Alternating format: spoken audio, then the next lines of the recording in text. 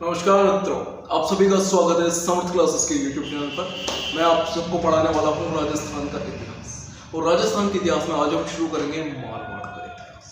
तो मित्रों, आपके पेपर के हिसाब से, एसआई के पेपर के हिसाब से, एसआई पटवारी जो भी जल्दी एग्जाम आ रहे हैं उन पेपर के हिसाब से आपका जल्दी कोर्स कराने के लिए ये मारवाड़ के इतिहास को मैं इस तरह से लाया हूँ प्रश्नों की तरह से, ताकि आपके प्रश्न भी क्लियर होते जाएंगे।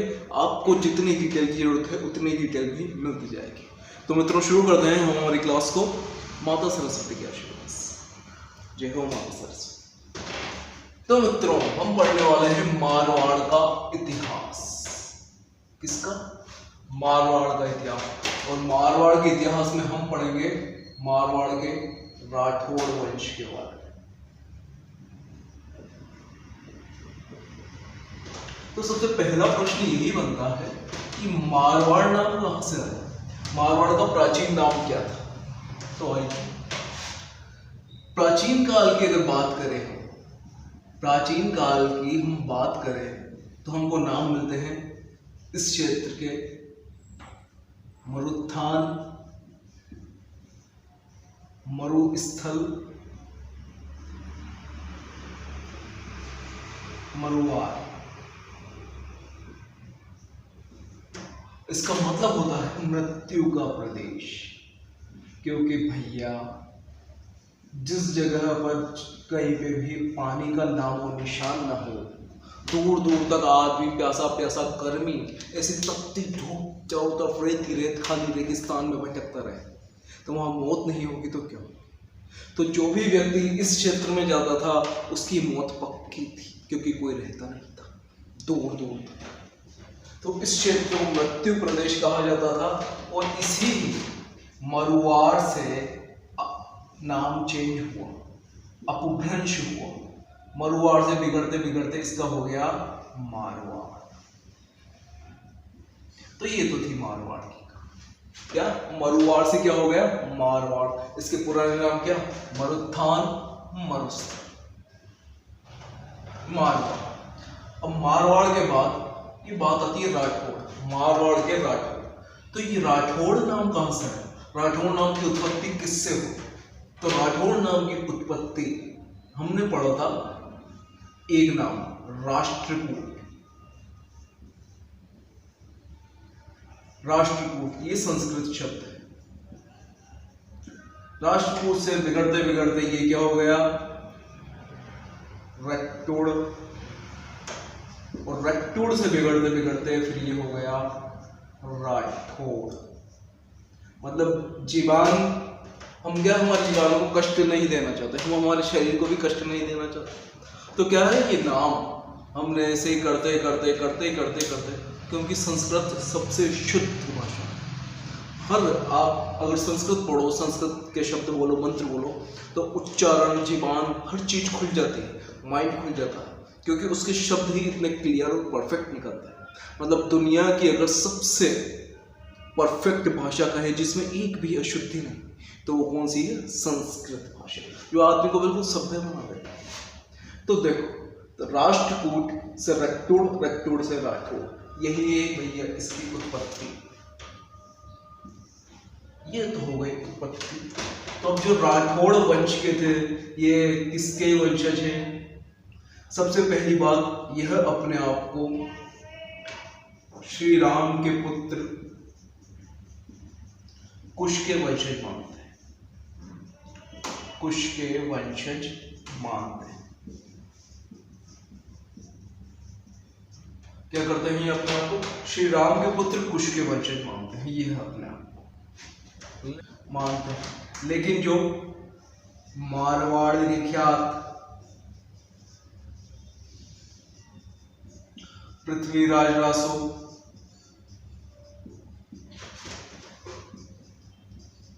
दयालदास विख्यात,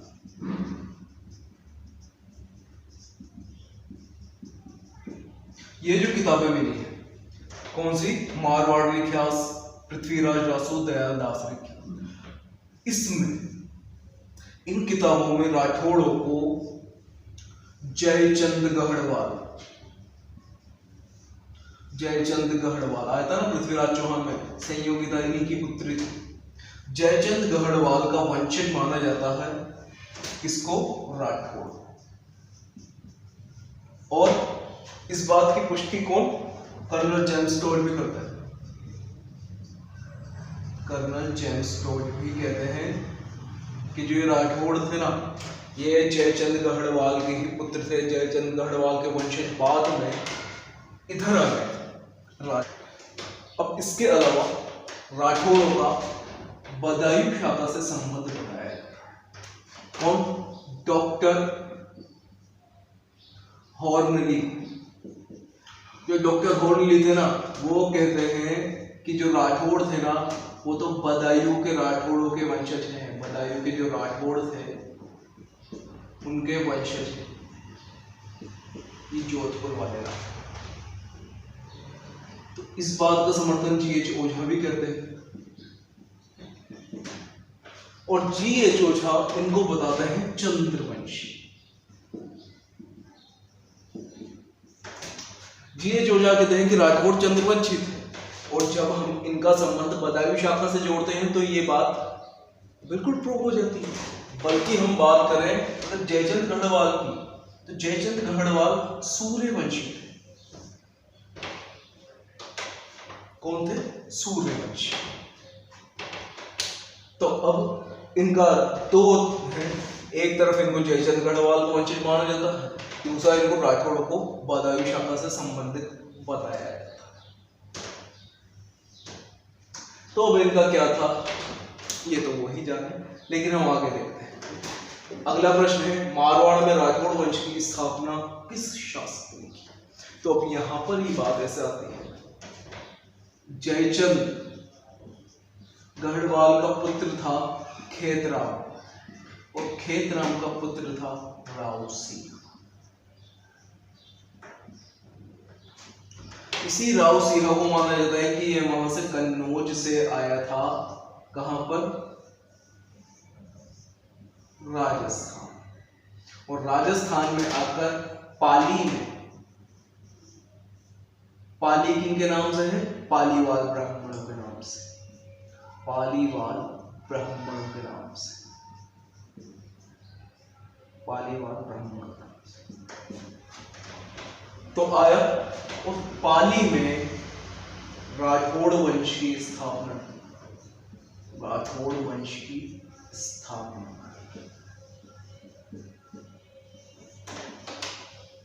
इन्हीं राव सिंह की पत्नी बताई जाती है पार्वती, रानी पार्वती। रानी पार्वती सोलंकी वंश की।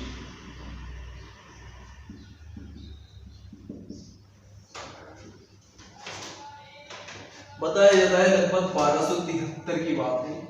1273 ईस्वी, कार्तिक बुधि पारस तिथि, ये थी कार्तिक बुधि पारस। तो अब इनका एक युद्ध का नाम आता है लाखा झंवर का युद्ध।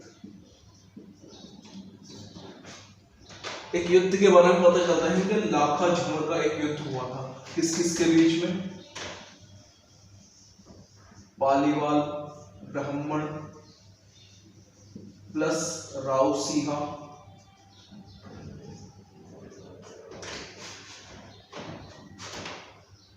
इनका हुआ था फिरोज शाह सेकंड। ये इसका दूसरा नाम होता है नासिरुद्दीन। इनके साथ युद्ध हुआ था जिसमें ये विजित हुए थे, और इसके बाद इनकी मृत्यु हो गई थी 1273 में।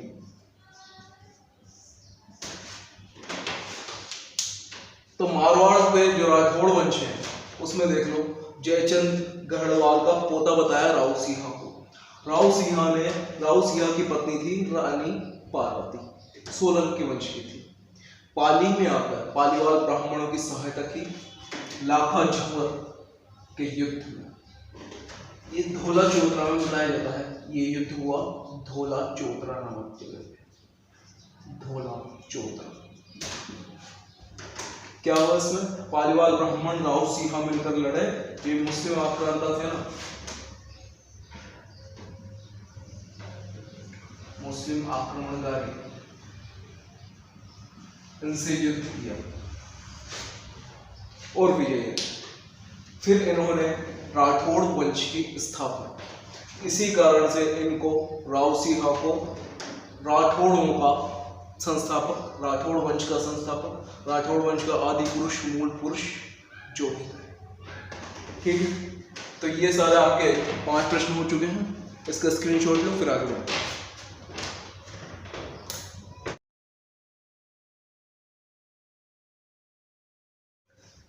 तो क्या हुआ, लाखा जमर के युद्ध के बाद रावसिंहा की मृत्यु। अब रावसिंहा का कोई पुत्र था क्या? तो अगला प्रश्न है, रावसिंहा वो पार्वती के पुत्र थे असनाथ जी। इन्होंने मुंदोच गांव थे, मुंदोच, इस मुंदोच गांव में शक्ति को इकट्ठा करने का प्रयास किया, अपनी शक्ति को बढ़ाने का प्रयास किया, लेकिन जलालुद्दीन खिलजी से युद्ध करते हुए वीरगति को प्राप्त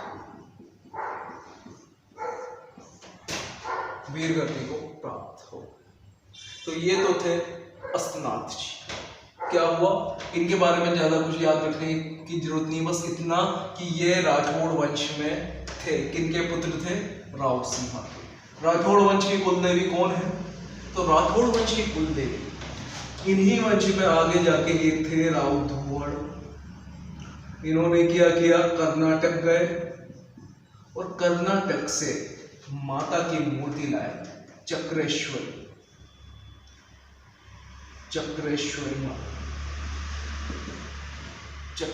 माता की मूर्ति लेकर आए और बाड़मेर में गांव है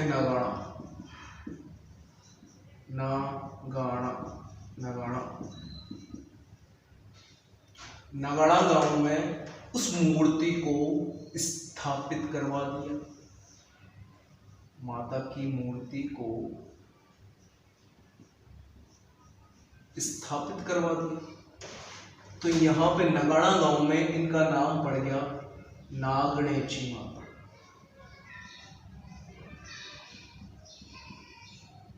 नागणेची, और ये कौन हो गई?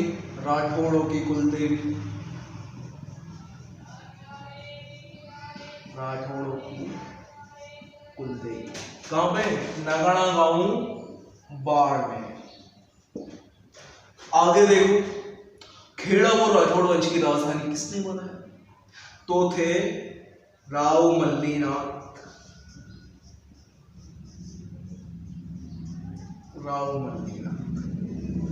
मल्लीनाथ ही थे जिन्होंने खेड़ा को राजधानी बनाया। किसकी? राठौड़ वंश। बस इतना इनके बारे में ध्यान रखना पर्याप्त। अब इनके बाद बहुत से शासक आए, चलते रहे, लेकिन फिर एक शासक आया जो राठौड़ वंश का वास्तविक संस्थापक। हमने इतने सारे देखे हैं, इतने सारे वंश देखे हैं, हर में एक संस्थापक होता है, वो एक होता है वास्तविक संस्थापक, जो वास्तव में अपनी पावर से उस वंश की स्थापना करता है। तो इस वंश के वो कौन थे? उनका नाम है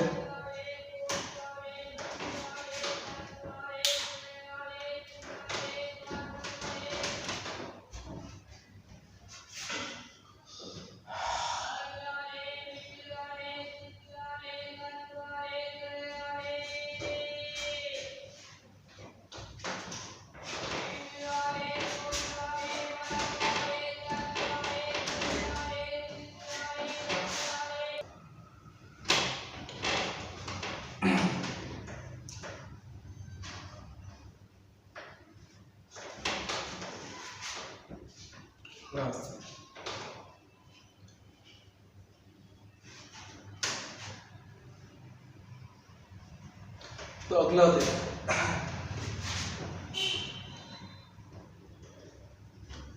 राठौड़ वंश का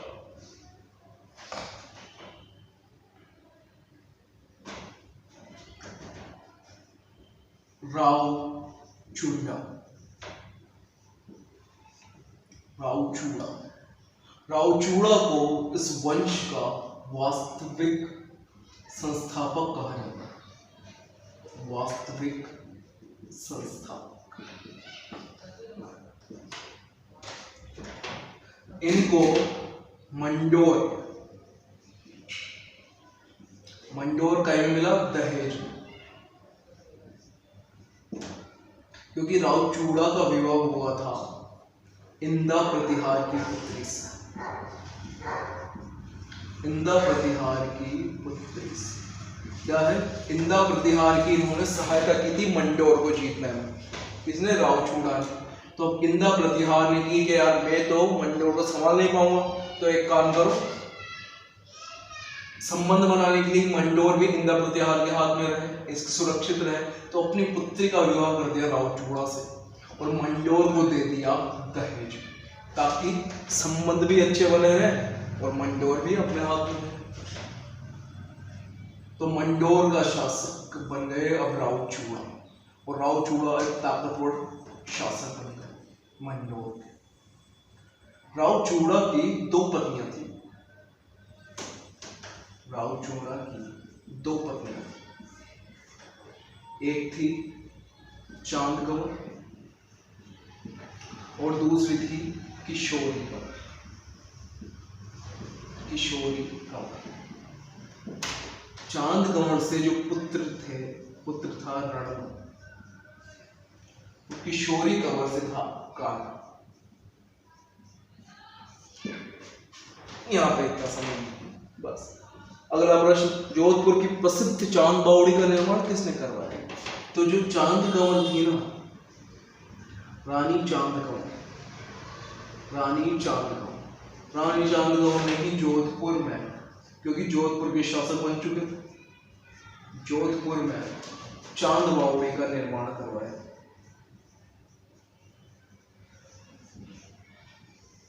चांद बावड़ी का निर्माण करवाया। लेकिन ये भी कम नहीं थे, रावचूड़ा थे। क्या थे? रावचूड़ा।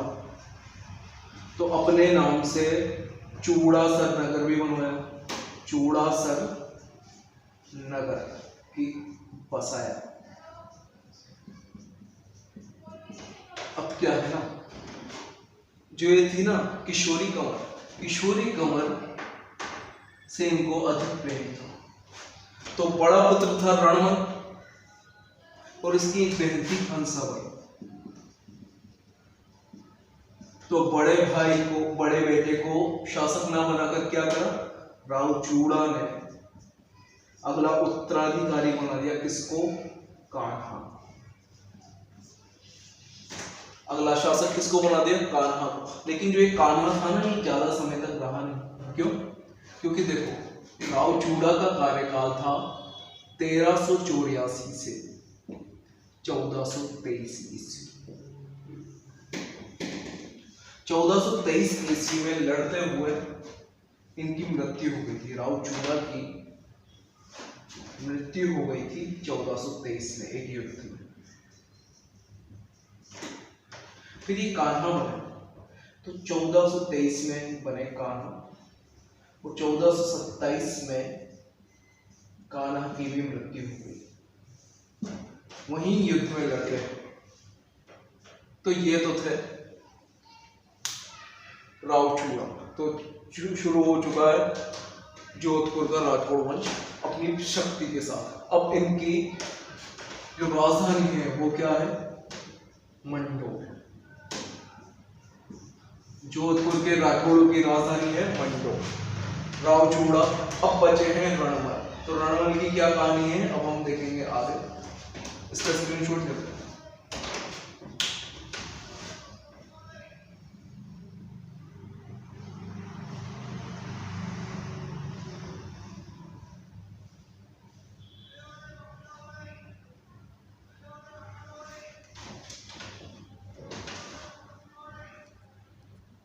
हाँ, तो देखो अगला प्रश्न क्या है?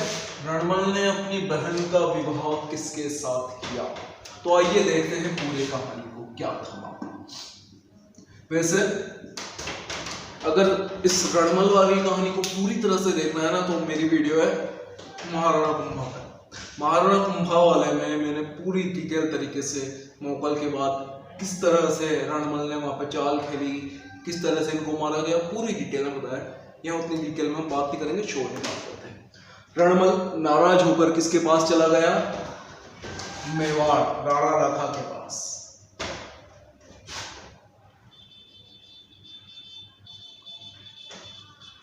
रणमल गया मेवाड़, किनके पास? राणा लाखा के पास। राणा लाखा के साथ अपनी बहन हंसाबाई का विवाह किया। किस शर्त पर? एक शर्त पर कि इन दोनों का पुत्र राणा मोकल अगले उत्तराधिकारी बनेंगे। कौन? राणा मोकल अगले उत्तराधिकारी बनेंगे। तो भैया यही हुआ, राणा मोकल उत्तराधिकारी बने। राणा लाखा के पुत्र थे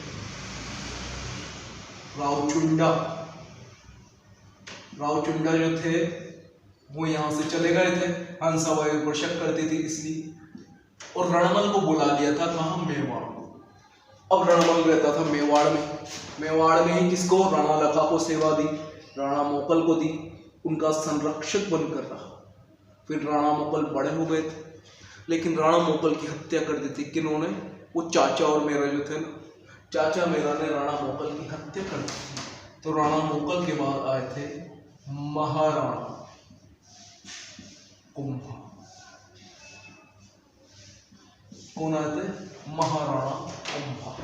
और महाराणा कुंभा के समय में जब रणमल ने पूरी तरह से राठौड़ों को, राठौड़ सरदार बड़े बड़े पद पर बिठा दिए थे। कहाँ? मेवाड़ में। अब इस वजह से नाराज हो गए थे मेवाड़ के सरदार। और क्या किया था इसने?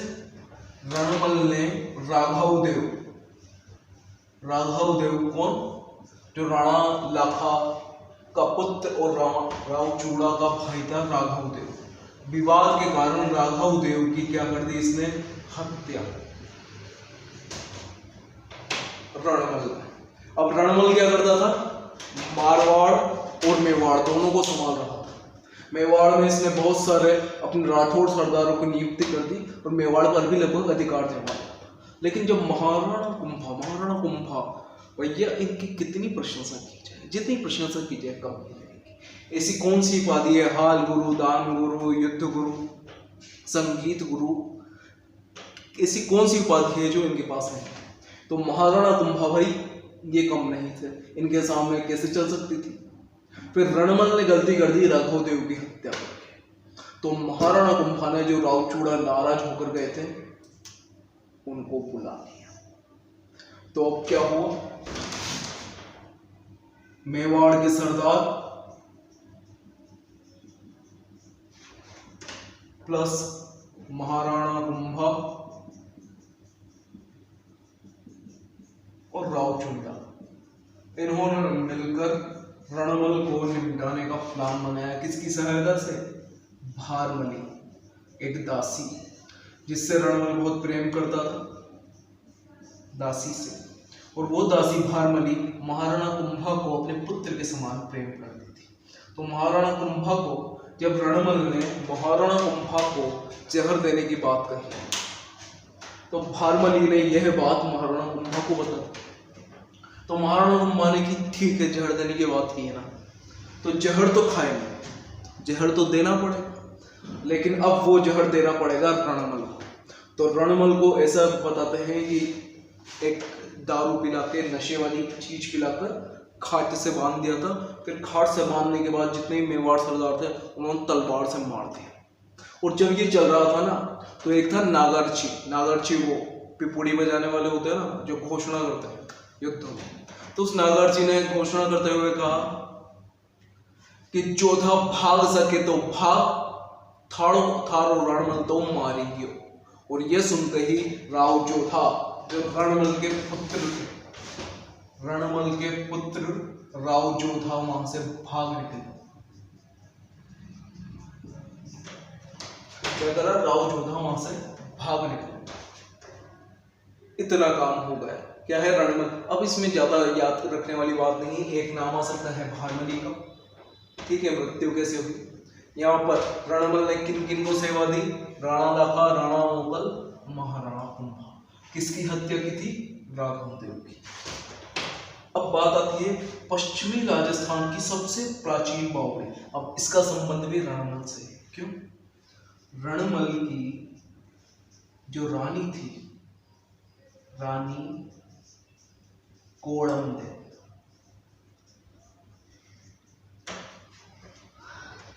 इन्होंने कोड़मदेसर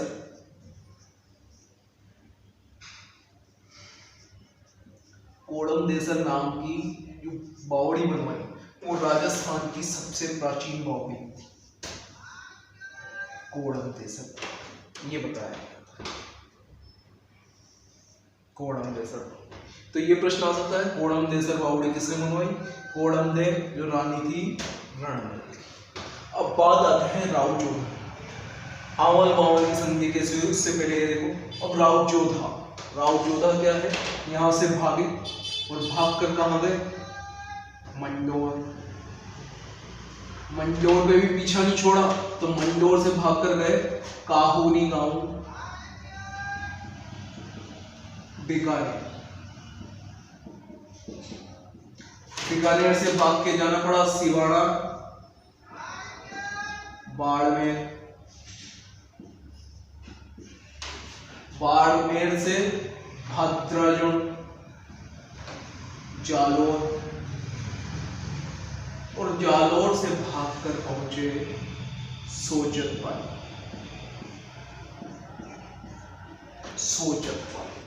अब यही सोजतपाली में, सोजत कहां पे? पाली वाले ब्राह्मण वाला। यही पाली में हंसाबाई, जो किसकी? राव जोधा की तो कौन बुआ लगती थी, और महाराणा कुंभा की लगती थी दादी। तो हंसाबाई ने महाराणा कुंभा और राव जोधा, इन दोनों के मध्य संधि करवाई आंवल बावल की। जो आंवल बावल ये जगह थी, ये दोनों जगह सीमा बनी किसकी? मारवाड़ व मेवाड़ की सीमा बनी है। और इनका केंद्र क्या था? केंद्र था सोजतपाली। आवल बावल की संधि में मारवाड़ और मेवाड़ की सीमा निश्चित करी, और इनका केंद्र था सोजतपाली। अब ये तो हो गया, चलो संधि हो गई, लेकिन अब रिश्तों को अच्छा बनाने के लिए क्या किया जाता है? विवाह। किस किस के मध्य? राव जोधा की पुत्री कौन थी? श्रृंगार देवी। राव जोधा की पुत्री श्रृंगार देवी का विवाह हुआ था किसके साथ? रायमल के साथ।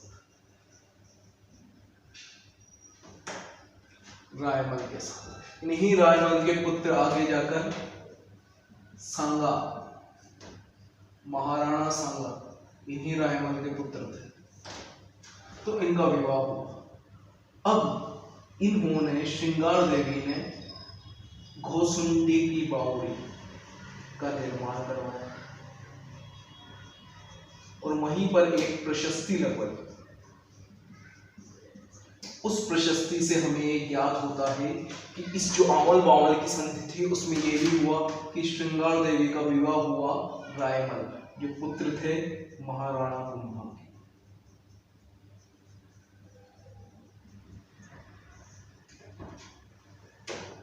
तो ये देखो सारा मामला क्लियर हो चुका है। अब राव जोधा के भी कोई टेंशन नहीं थी। तो अब क्या हुआ देखिए, 1453 में राव जोधा ने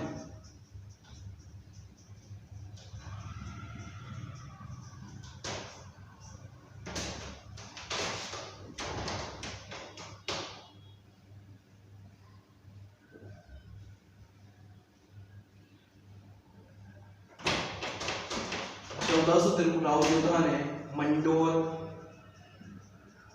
मारवाड़ का जो क्षेत्र था उस पर अधिकार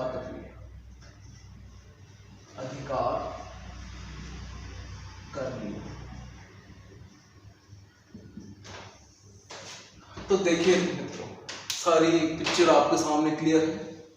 रणमल ने ज्यादा होशियारी दिखाने की कोशिश की मेवाड़ में, तो उसकी हत्या हो गई। किसने करवाई? महाराणा कुंभा ने मेवाड़ के सरदार और रावचूड़ा के साथ मिलकर भानमली की सहायता से। पश्चिमी राजस्थान की प्राचीन बावड़ी रणमल की रानी कोड़म देसर बावड़ी का निर्माण करवाया। आवल बावल की संधि। अब रणमल तो गियो, मारी गियो, तो जोधा भाग्यो। कहाँ भाग्यो? मंडोर, काहुनी गांव बीकानेर, फिर बीकानेर से सिवाना बाड़मेर पहुंच गयो, फिर बातरजून जालोर पहुंच गयो, फिर आयो सोजत पाली में हंसा भाई माँ की बुआ ने और महाराणा कुंभा की दादी ने यहाँ के बीच में संधि कराई। तो मारवाड़ मेवाड़ की सीमा निश्चित हो गई। और घोसुंडी की बावड़ी से हमें ये मिलता है कि श्रृंगार देवी का विवाह हुआ रायमल के साथ। तो यहाँ पर ये कहानी हो गई है। अब 1453 में राव जोधा ने मंडोर के मारवाड़ पर अधिकार कर लिया। तो मित्रों, अब इसका स्क्रीनशॉट लो। अब हम आगे जो भी बचा है उसको देखते हैं। हाँ, तो अब क्या हुआ? अब राव जोधा ने क्या किया? 1453 में मंडोर को जीतकर मंडोर को राठौड़ों की दोबारा राजधानी बना लिया था। अब चलते हैं आगे। राव जोधा ने कौन से नगर का निर्माण किया? तो 1453 के बाद 6 साल तक अपनी शक्ति अर्जित की और 1459 ईस्वी में राव जोधा ने एक नगर बसाया जोधा के नाम पर, जोधपुर। इस जोधपुर को अपनी राजधानी बनाया।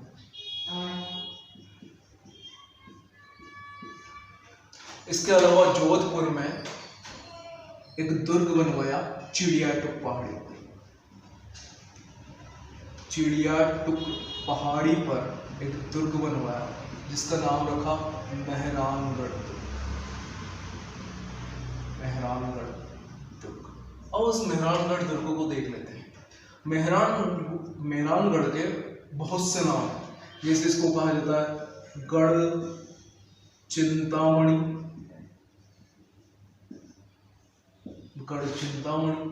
सूर्यगढ़, कागगढ़। अब इसका जो प्रमुख नाम है मयूरध्वज,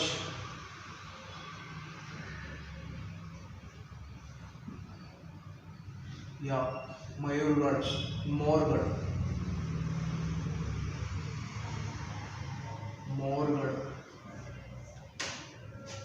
या मयूरगढ़ी की मस्जिद मोरगढ़ अच्छा लग रहा। मयूरगढ़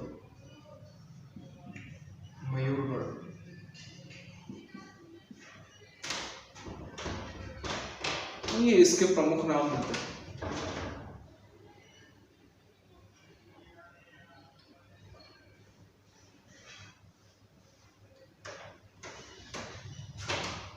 आगे अब बात करें, ये तो हो गई इसकी बात। इनकी जो नींव थी ना, वो किसने रखी थी?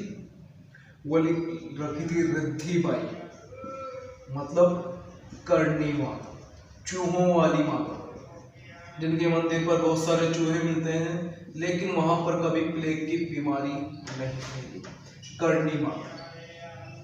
अब पता है क्या है करनी माता को चूहे इतने सारे क्यों हैं? उसकी एक छोटी सी कहानी क्या है। करनी माता ने एक बालक या बालिका थी, उसको जिंदा कर दिया था अपनी शक्तियों के प्रभाव से।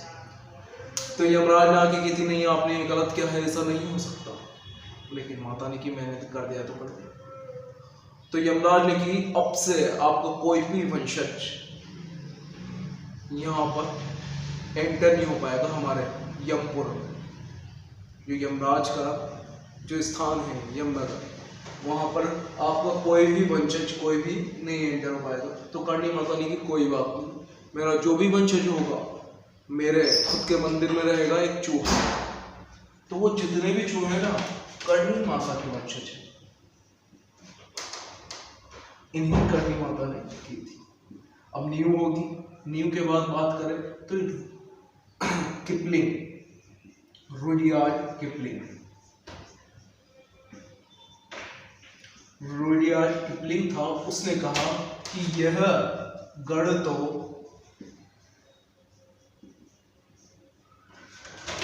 परियों या फरिश्तों द्वारा बनाया गया है, फरिश्तों द्वारा बनाया गया है।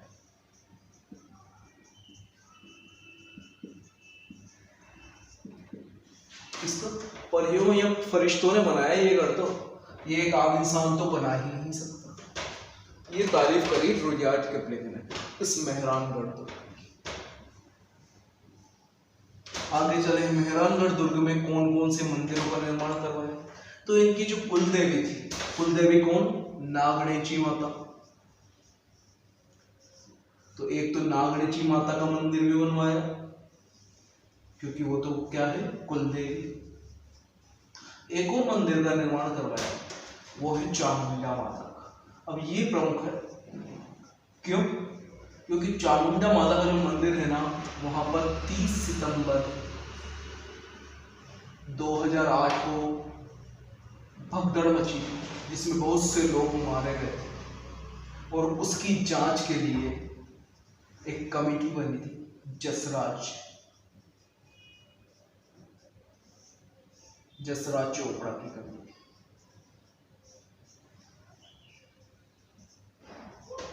तो यहां से प्रश्न आ जाता है कई बार, चामुंडा माता का मंदिर भगदड़ कब मची थी, कौन सी कमेटी बनाई गई थी?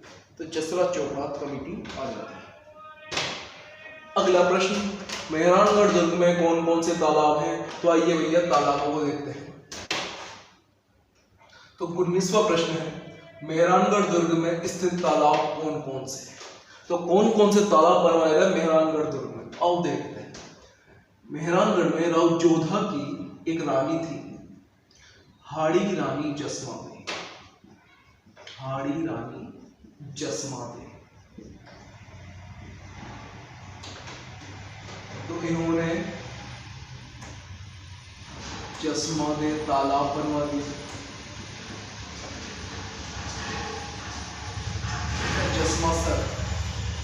जसमा सर तालाब बनवा दिए। तो दूसरी रानी थी चांद कंवर। चांद कंवर ने चांद बावड़ी बनवा दी। तो ये दोनों के बाद एक मंत्री था खांडेराव। खांडेराव ने की क्या, मैं भी कुछ बनाऊंगा, उसने खांडेराव तालाब बनवा दिया। खांडेराव तालाब।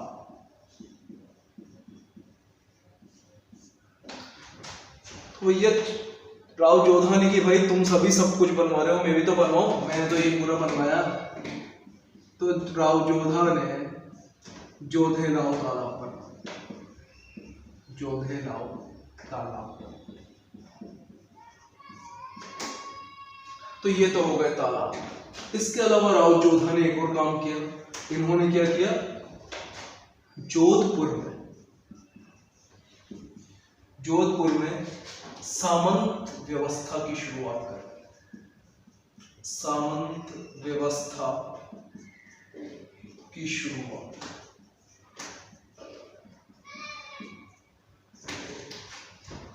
अगला देखो, मेहरानगढ़ दुर्ग में स्थित तोपें। तो देखो कौन कौन सी थी, नाम याद रखो। महादेव शंभू। महादेव शंभू के नाम पर शंभू बाण, महादेव शंभू का बाण।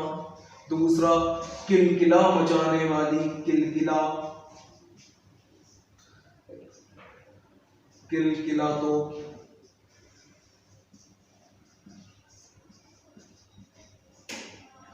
और तीसरी थी गजनी खां।